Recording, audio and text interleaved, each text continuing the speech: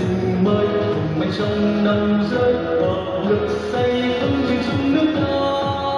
và từ nước chi hương thiêng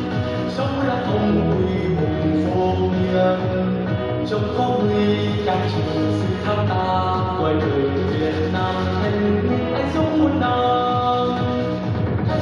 anh ơi một tiếng sóng người chờ người tay ta còn chân khóc trong từng giờ máu anh hùng ta đừng là nhớ máu anh hùng trai tận việt thay đất để sáng nhất cho chung từ